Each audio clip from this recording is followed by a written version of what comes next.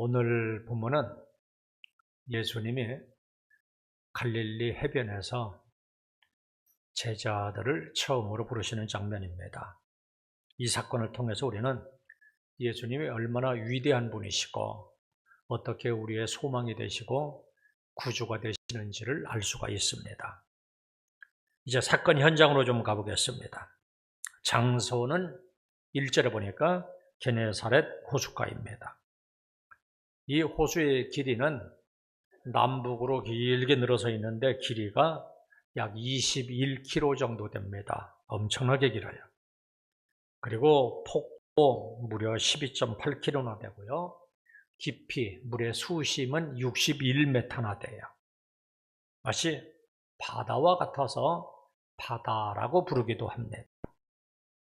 그리고 이름도 다양하게 불려졌어요. 시대에 따라서 긴네렛, 긴네론, 갈릴리, 게네사렛, 디베랴 바다 이렇게 불리워졌어요. 그러니까 성경에서 이러한 지명은 모두가 다 같은 장소를 나타내는 말이에요. 이곳 게네사렛 호숫가에서 예수님이 하나님의 말씀을 전해주셨어요. 그러자 많은 사람들이 예수님에게로 나옵니다. 설교가 진행될수록 더욱더 많은 사람들이 몰려들기 시작했어요. 지금과 같은 음향시설이 아니었기 때문에 저 뒤편에 있는 사람들은 잘 들리지가 않았을 거예요. 그러자 예수님은 주변을 돌아보니까 마침 배 두 척이 있어서 그 중에 한 배에 올라타셨어요. 그리고는 그 배를 육지에서 조금 뛰기를 청하고 그 배에 앉아서 설교를 하셨습니다. 이렇게 되면 음향 효과가 좋아져서 저 멀리까지 잘 들린다고 합니다. 이 부분에서 우리는 예수님의 실제적인 지혜를 볼 수가 있습니다. 상황이 바뀌니까 상식에 통하는 범위 안에서 이성의 한계 안에서 합리적인 선택을 하시는 주님의 모습을 봅니다. 이미 우리에게 주신 이성과 판단력과 각종 재능과 지식은 얼마든지 주님의 뜻을 이루는 도구로 사용될 수가 있어요. 이러한 것은 신앙과 배치되는 것이 아니에요. 너희는 뱀처럼 지혜로우라 그랬습니다. 그렇다면 우리들도 삶 속에서 세상 사람들보다도 더욱더 지혜로운 사람들이 되시기를 주님의 이름으로 축원합니다. 우선 먼저 한 가지 좀 질문을 하겠습니다. 1절 한번 보세요. 1절 보시면 무리들이 몰려와서 무엇을 들었다고 얘기합니까? 네, 하나님의 말씀을 들을세 분명하게 말씀하고 있죠. 근데 실제로는 누가 말하는 거예요? 예수님이 말씀하시는 거예요. 그런데 성경의 저자 누가는 지금 한 인간 예수가 말하고 있다 하는 것이 아니라 무리들이 지금 듣고 있는 것은 하나님의 말씀이라 이렇게 말하고 있어요. 사도행전 11장 13장에도 보시면 사도들이 말을 하고 있는데 사도들의 가르침을 받는 사람들이라 이렇게 말하지 아니하고 하나님의 말씀을 듣는 사람들이라 이렇게 말하고 있어요. 심지어 사도행전 8장 14절에 보시면 빌립 집사가 사마리아에서 하나님 나라에 대해서 전했는데 그것도 하나님의 말씀이라 말하고 있어요. 무엇을 말하는 거예요? 예수님의 가르침이나 사도들의 가르침이나 빌립 집사의 가르침이나 가르침의 동질성을 이야기하는 거예요. 부자와 거지 나사로 이야기 다 아실 거예요. 지옥이 너무나도 힘들으니까 저기 거지 나사로를 내 형제들에게 좀 보내서 이곳에 오지 않게 해달라 그래요. 그러니까 아브라함이 말하기를 모세와 선지자들에게 들으면 된다 그랬어요. 그러니까 아닙니다. 죽은 자가 가서 이야기하면 잘 들을 겁니다 그래요. 그러니까 아브라함이 뭐라고 하냐면 모세와 선지자에게 듣지 않는 사람은 죽은 자가 살아나서 가서 전해도 듣지 않을 것이다 이렇게 이야기해요. 가르침의 동질성을 얘기하는 거예요. 그래서 우리 개혁교회에서는 이 전통을 그대로 이어받고 있습니다. 그래서 설교를 듣는 것을 무엇이라고 해요? 하나님의 말씀을 듣는다 그래요. 그래서 전에 그러잖아요. 하나님의 말씀을 전하겠습니다. 그러니까 지금 여러분들이 저를 통해서 듣고 있는 것은 하나님의 말씀을 듣고 있는 거예요. 비록 약점이 많은 인간이지만 하나님은 영이시기 때문에 인간을 도구로 사용하셔서 당신의 말씀을 전하게 하시는 거예요. 그렇다면 우리들은 비록 사람의 입술을 통해서 나오지만 그 말을 사람의 말로 듣지 말고 하나님의 말씀으로 들을 수 있기를 주님의 이름으로 축원합니다. 이제 말씀을 다 마치고 예수님은 그 배의 주인은 시몬 베드로에게 말씀하세요. 무엇이라고 말씀하시는가? 4절 한번 보세요. 말씀을 마치시고 시몬에게 이르시되 깊은 데로 가서 그물을 내려 고기를 잡으라. 베드로의 입장에서 보면 이 말씀은 참 황당한 말로 들려졌을 거예요. 베드로가 밤새도록 고기를 잡았어요. 자기의 생계하고 관련된 것이니까 얼마나 노력을 했겠어요. 자신이 알고 있는 지식을 총동원했을 거예요. 베드로는 갈릴리 호수에서 수십 년 동안을 고기를 잡은 사람이에요. 누구보다도 갈릴리 호수에 대해서는 잘 알고 있었어요. 어느 시간에 어디로 가면 물고기가 많이 잡히는지 훤하게 알고 있었습니다. 그런 사람이 밤이 새도록 물고기를 잡으려고 노력을 했어요. 그런데도 물고기가 잡히지 않는 거예요. 그런데 예수님이 깊은 데로 가서 다시 그물을 내리라는 거예요. 지금 이 시간은 깊은 데 고기가 있을 시간이 아닙니다. 예수님이 백성들에게 말씀을 가르친 그 시간을 감안을 해보면 지금은 한 정오쯤 되었을 거예요. 상식적으로 고기가 잡힐 시간이 아니에요. 어떻게 보면 그물을 던지라 하는 명령은 이성적으로 순종할 수 없는 말씀이었어요. 그리고 어부도 아닌 사람이, 갈릴리 사람도 아닌 사람이 깊은 데로 가서 그물을 내려 고기를 잡으라 하는 거예요. 그러면 여러분이 이 말을 들어야 됩니까? 안 들어야 됩니까? 아마 갈릴리 호수에서 잘 알지도 못하는 사람이 나선다, 기분이 나빴을 수도 있을 거예요. 더구나 지금 베드로는 이미 그물을 다 정리했어요. 그런데 다시 그물을 내리면 그 그물을 또다시 정리해야 돼요. 많은 시간이 필요할 것이고 피곤이 쌓여서 움직이기도 싫을 거예요. 더구나 베드로는 밤이 새도록 일을 해서 지금 몹시 지쳐 있어요. 깊은 곳까지 가서 다시 그물을 내리고 싶은 마음이 전혀 없는 것이 정상이에요. 그저 빨리 집으로 돌아가서 좀 쉬고 싶었을 거예요. 그런데 베드로는 말씀에 의지해서 순종합니다. 5절 한번 보세요. 시몬이 대답하여 이르되 선생님, 우리들이 밤이 새도록 수고하였으되 잡은 것이 없지만은 말씀에 의지하여 내가 그물을 내리리이다 하고, 베드로는 자기가 더 전문가이면서도 자기 생각을 접고 몹시 피곤하고 지친 상태이면서도 다시 의욕을 회복해서 깊은 데로 가서 그물을 내립니다. 참으로 이해할 수 없는 신기한 일이에요. 어떻게 이럴 수가 있는 겁니까? 어떻게 베드로가 이 말을 듣고 다시 깊은 데 가서 그물을 내릴 생각을 하였는가? 본문에 보니까 말씀에 의지해서 그물을 내린 거예요. 말씀에 의지한다는 것은 말씀에 기초를 둔다는 말이고, 말씀에 기초를 둔다는 말은 이미 말씀을 들었다는 말이 되잖아요. 베드로는 이미 예수님의 말씀을 들었을 거예요. 아마 게네사렛 호숫가에서 고기를 잡으면서 거기서 무리들을 모아놓고 말씀을 전하는 것을 들었을 것이고, 또 조금 전에는 자기 배에 올라와서 말씀을 전하는 것을 또 들었을 거예요. 말씀을 들으면서 아마도 베드로의 마음은 조금씩 열렸을 거예요. 따라서 우리들도 하나님의 말씀을 듣는 것이 중요해요. 설교를 소중히 여기고 성경을 읽을 때마다 내 귀에 들리는 그 말씀을 소중히 여겨야지만 돼요. 왜 그래요? 도대체 하나님의 말씀이 무엇이길래 이처럼 소중히 여겨야지만 하는가? 창세기 1장에 보면 태초에 하나님의 말씀으로 천지를 창조하십니다. 히브리서 11장 3절을 보면 믿음으로 모든 세계가 하나님의 말씀으로 지어진 줄을 우리가 아나니, 이처럼 하나님은 말씀으로 천지를 창조하셨어요. 뿐만 아니라 하나님의 말씀으로 만물을 섭리하십니다. 히브리서 1장 3절에 보면 그의 능력의 말씀으로 만물을 붙드시며, 하나님은 말씀으로 자연과 역사, 사건, 생명까지도 섭리하고 계십니다.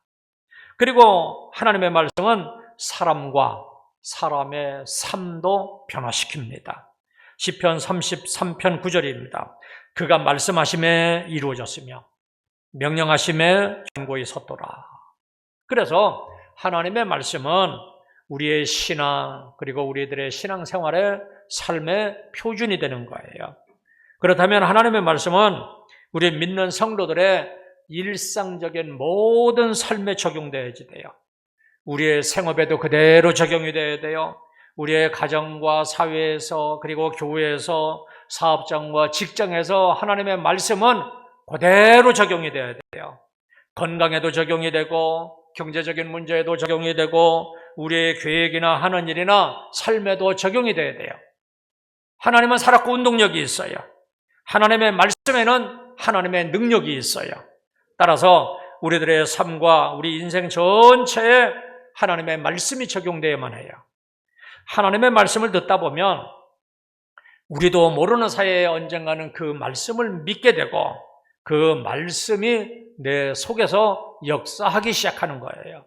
그래서 나중에는 예수님이 깊은 데로 가서 그물을 내려 고기를 잡으라 하는 상황에 맞지 않는 말 같지만 이러한 말까지도 말씀에 의지해서 깊은 데로 가서 그물을 내려 고기를 잡게 됩니다.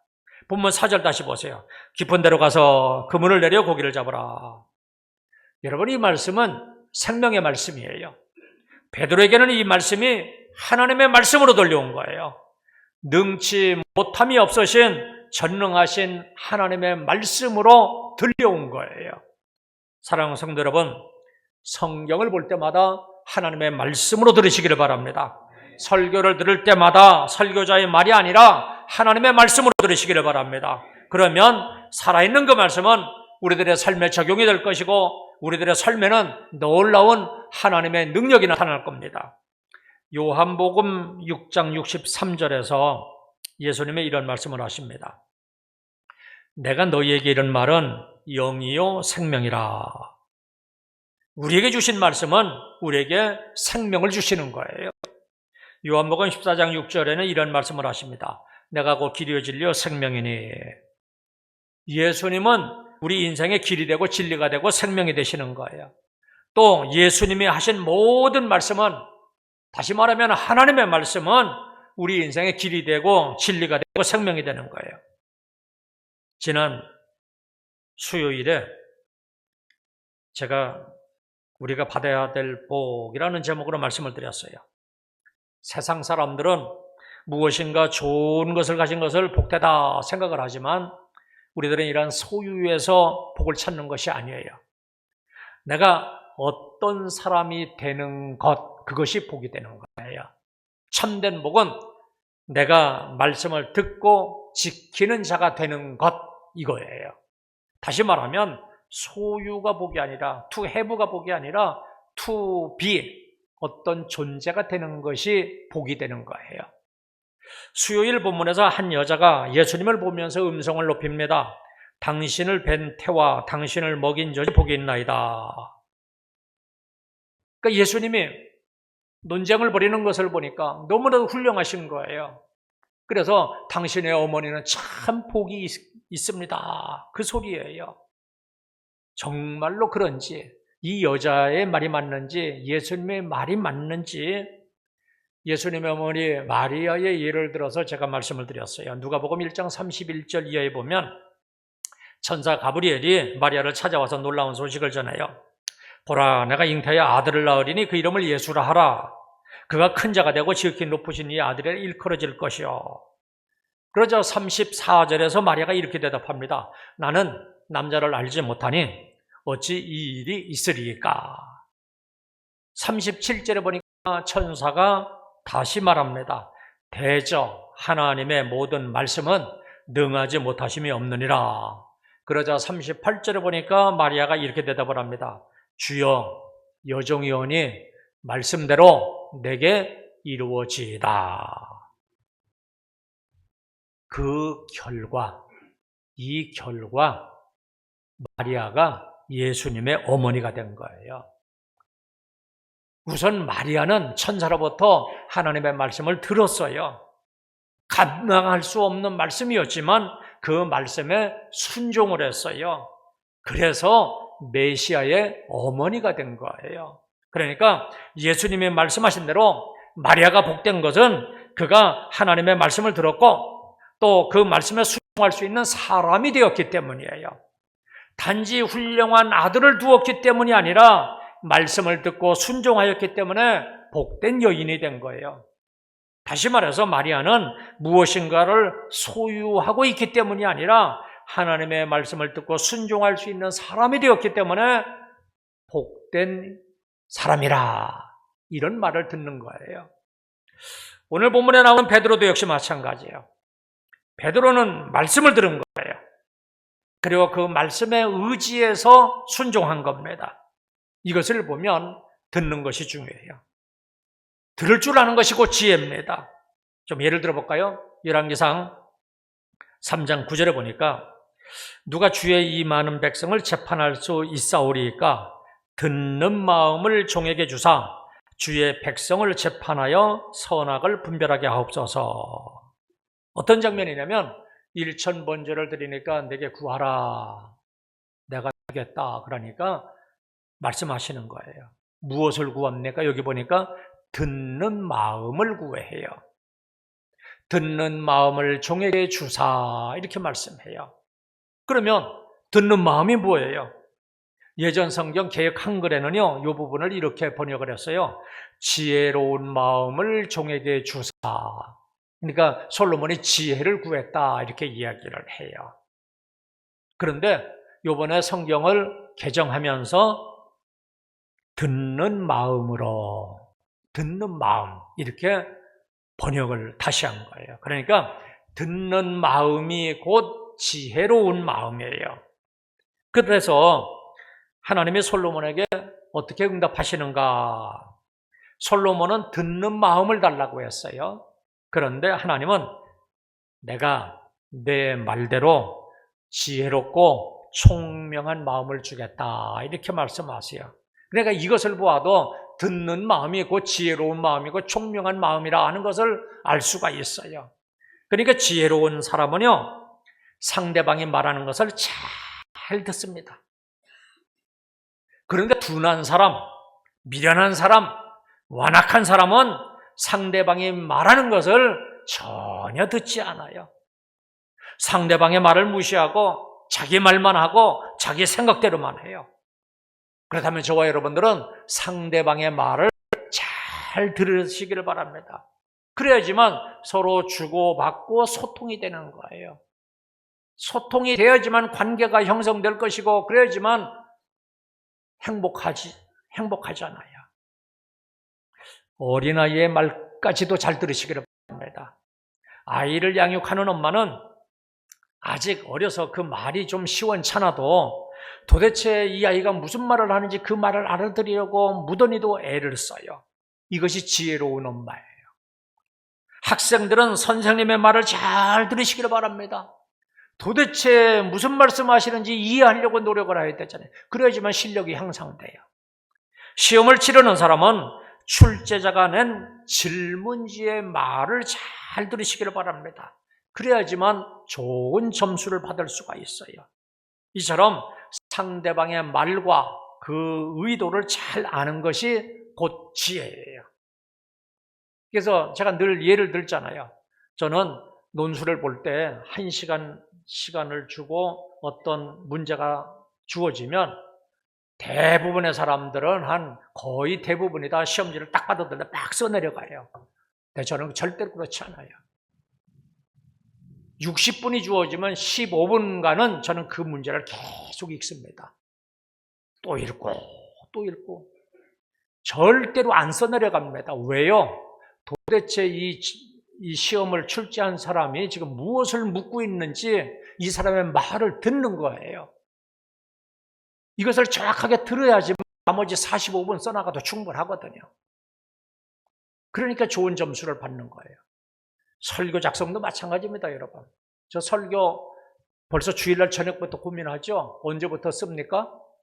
빠르면 목요일, 보통 금요일부터 쓸 때도 있어요. 그럼 그동안은 며칠 동안은 뭐 하는 거예요? 듣는 거예요. 이 본문에서 하나님이 무슨 말씀을 하시는지 듣는 거예요.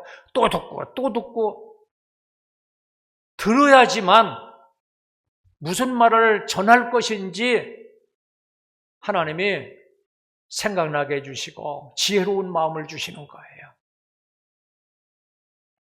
하물며 이렇게 세상에서도 듣는 것이 중요하고 대인관계도 듣는 것이 중요하고 시험을 볼 때도 듣는 것이 중요하고 사업을 할 때도 마찬가지고 이 듣는 것이 중요하다면 하물며 생명을 살리는 하나님의 말씀을 듣는 것은 얼마나 더 중요하겠는가.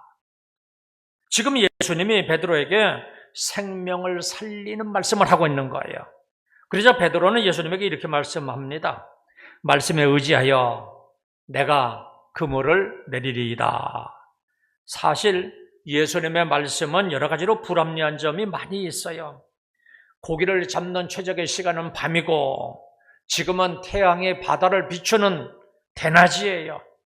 또 그물을 내리는 데는 적당한 깊이가 좋은데 아까 얘기했잖아요. 물 깊이 수심이 61m나 되는 그 바다와 같은 곳인데 깊은 곳에 가서 그물을 내리라는 거예요. 그럼에도 불구하고 베드로는 예수님의 말씀에 의지해서 그물을 던지겠다는 거예요. 이것은 자기의 생각을 완전히 버린 거예요. 그리고 예수님의 말씀을 온전히 신뢰하고 믿는 거예요. 말씀을 믿는다는 것은 구체적으로 그 말씀 속에 담겨 있는 하나님의 능력을 믿는 거예요. 베드로는 예수님의 말씀이 이해가 되지 않았지만 그 말씀 속에 담겨 있는 능력을 믿고 의지한 거예요. 사람의 능력은 무엇을 믿느냐에 따라 달라져요. 우리들의 삶, 사람의 삶은 어떤 하나님을 어떻게 믿느냐 하는 그 결과물이에요. 그러니까 그 사람의 삶을 보면 이 사람이 어떤 하나님을 어떻게 믿고 있구나 하는 것을 알 수가 있는 거예요. 좋으신 하나님을 믿으면 좋은 일이 일어나는 거예요. 여러분, 저는 늘 기도할 때마다 그렇게 한 기도 많이 들었을 거예요. 참 좋으신 하나님. 나는 내가 믿는 하나님을 참 좋으신 분으로 믿고 살아가고 있어요. 능력 있는 하나님을 믿으면 능력이 나타나는 거예요. 기적의 하나님의 믿음을 기적이 나타나요. 치유의 하나님을 믿으면 치유의 기적이 나타납니다. 선하신 하나님을 믿으면 성품이 달라지는 거예요. 지혜의 하나님을 믿으면 내가 살아가는 세상살이가 달라져요. 나만 장군을 한번 보세요. 화가 나서 자기 나라로 돌아가려고 합니다. 그때 신하들이 말립니다. 선지자가 이렇게 하라고 할 때는 다 어떤 의미가 있지 않겠습니까? 여기까지 왔으니 좀 서운하더라도 이해가 안 되더라도 한번 해보시죠 그랬어요. 그런데 이 말을 듣고 나하만은 신하들이 하는 말이지만 들은 거예요. 듣고 요단강에 가서 7번 몸을 담갔어요. 그랬더니 그 살이 어린아이의 살과 같이 회복되어서 문둥병이 깨끗하게 나왔습니다. 여러분, 하나님의 말씀을 의지하시기를 바랍니다. 내 생각과 이성과 내 가치관과 내 의의를 초월해서 하나님의 말씀을 의지하시기를 바랍니다. 2025년도에 약속의 말씀을 다 받았을 겁니다. 소홀히 여기지 마시고 붙들고 기도하시기를 바랍니다. 성경을 읽다가 감동이 되는 부분이 있으면 그 말씀을 붙들고 기도하시기를 바랍니다. 이처럼 말씀을 의지함으로 놀라운 하나님의 기적을 체험할 수 있기를 주님의 이름으로 축원합니다. 이렇게 말씀을 의지한 결과 어떻게 되었는가? 본문 6절부터 보세요. 그렇게 하니 고기를 잡은 것이 심히 많아 그물이 찌어지는지라 이에 다른 배에 있는 동무들에게 손짓하여 와서 도와달라 하니 그들이 와서 2배 채움에 잠기게 되었더라. 그렇게 하니 깊은 데로 가서 그물을 던지니 그 소리예요. 그랬더니 고기를 잡은 것이 심히 많아서 그물이 찌어질 정도였어요. 말씀을 의지하고 순종하였더니 놀라운 기적이 일어난 거예요. 혼자서는 그 축복을 감당할 수 없어서 다른 친구를 불렀는데도 2배 가득 차게 되어서 배가 잠길 정도였어요. 어부에게 고기를 많이 잡는 것보다 더 기쁜 일이 어디 있겠어요? 목적이 이루어진 거예요. 이루어질 수 없는 것 같았는데 말씀에 순종했더니 그 목적이 이루어진 거예요. 이처럼 말씀에 순종하면 기적이 일어납니다. 모든 것을 아시는 주님은 그곳에 고기가 많이 있다 하는 것을 아셨을지도 모르겠어요. 아니면 물고기를 그곳으로 몰아가셨는지도 모르겠어요. 아무튼 주님은 지금도 말씀에 순종하는 자를 위해서 모든 것을 다 준비하시고 말씀대로 이루어지게 하시는 분이세요. 지금도 말씀에 순종하기만 하면 그 말씀대로 이루어지는 축복을 주십니다. 우리의 소원하는 목적이 이루어지게 하십니다. 그렇다면 우리는 그 말씀을 듣고 그 말씀대로 순종하기만 하면 됩니다. 그리고 하나님의 은혜는 인색하지 않아요. 그물이 찢어질 정도로 축복하십니다. 도와주는 배까지도 가득 채우도록 축복하십니다. 하나님이 한번 우리를 축복하시면 혼자서는 감당할 수 없을 정도요. 두려울 정도로 축복하십니다. 이후에 보시면 베드로가 엄청난 축복, 두려움을 느낍니다. 그래서 주여 나를 떠나소서 나는 죄인이로소이다 라고 고백을 합니다. 이 축복 속에 하나님의 능력이 있는 것을 보았기 때문입니다. 저로서는 감당할 수 없을 정도로 주어지는 축복, 이것 때문에 그 속에서 하나님의 능력을 보았기 때문에 두려움을 느낀 거예요. 사랑하는 성도 여러분, 하나님의 말씀에 순종하면 이런 축복이 임하는 거예요. 하나님이 우리를 축복하시면 그 어느 누구도 막을 수가 없어요. 그런데 혹 이처럼 풍성하신 하나님을 믿으면서도 아직도 반신반의하는 분들이 있는지 모르겠어요. 내 삶에 기적이 일어나지 않은 것은 아직도 확실하게 절대적으로 믿지 않았기 때문입니다. 말씀을 의지하려면 온전히 의지하시기를 바랍니다. 그리하여 살아있고 능력 있는 말씀이 내 삶과 내 인생에 직접 개입하시는 것을 체험할 수 있기를 주님의 이름으로 축원합니다. 마지막으로 주님은 우리들의 인생의 배에도 오르십니다. 그리고 비전의 말씀을 주십니다. 베드로의 배에 오르신 주님이 곧 우리들이 섬기는 주님이세요. 그분이 우리들의 인생의 배에도 오르십니다. 더 정확하게 얘기하면 우리들은 이미 구원을 받은 사람들이니까 이미 우리 주님은 우리 인생의 배에 함께 올라타고 계십니다. 베드로에게 허락받고 배에 오르지 않으셨듯이 주님은 이미 우리 인생의 배에도 오르셨습니다. 그리고 배에 오르신 주님은 베드로에게 육지에서 배를 조금 떼기를 청하였듯이 우리에게도 배를 조금 떼기를 원하십니다. 베드로의 배를 하나님 나라의 도구로 사용하셨듯이 주님은 우리 인생도 하나님 나라를 위해서 이와 같이 사용하기를 원하십니다. 베드로에게 깊은 데로 가서 그물을 내려 고기를 잡으라 하신 주님이 우리에게도 이와 같은 말씀을 하세요. 깊은 데로 가서 그물을 내려 고기를 잡으라. 이 말씀은 우리에게 비전을 주시는 말씀이에요. 베드로처럼 지금은 실패했지만 주님의 비전으로 주시는 말씀을 붙잡으면 틀림없어요. 이를 이루시는 분은 하나님이십니다. 이미 하나님이 이를 이루시려고 다 준비해 놓으시고 이러한 말씀을 주시는 거예요. 그러니까 우리는 그저 믿고 순종하기만 하면 돼요. 어떤 말씀을 주시든지 불가능해 보일지라도 그 말씀대로 순종하기만 하면 돼요. 하나님이 이루실 것이기 때문에 이미 다 준비해 놓고 우리에게 순종하면 이를 이루시려고 다 준비된 상태에서 우리에게 말씀하시기 때문입니다. 다시 말하면 우리의 비전은 주님이십니다. 주님의 말씀이 곧 우리들의 비전입니다. 그 말씀을 붙들고 믿고 순종하기만 하면 우리들의 인생이 달라지는 겁니다. 우리는 시시한 인생들이 아니에요. 한번 따라 하실래요? 나는 시시한 인생이 아니다. 그럼 어떤 인생이에요? 주님이 부르신 인생이고 주님께서 함께 하시는 인생이고 주님께서 말씀하시는 인생이에요. 생각해 보세요. 내가 감히 누구간데 그 엄청나신 분이 나에게 지금 말씀하시는 거예요. 하나님의 말씀을 듣는 존재들이에요. 이렇게 엄청난 사람들이에요. 그러니까 하나님이 나에게 말씀하시면 그것이 곧 우리의 비전이 되는 거예요. 깨닫고 말씀에 의지하여 순종함으로 복된 삶을 살아가는 저와 여러분들이 다 되시기를 주님의 이름으로 축원합니다. 그냥 기도하겠습니다.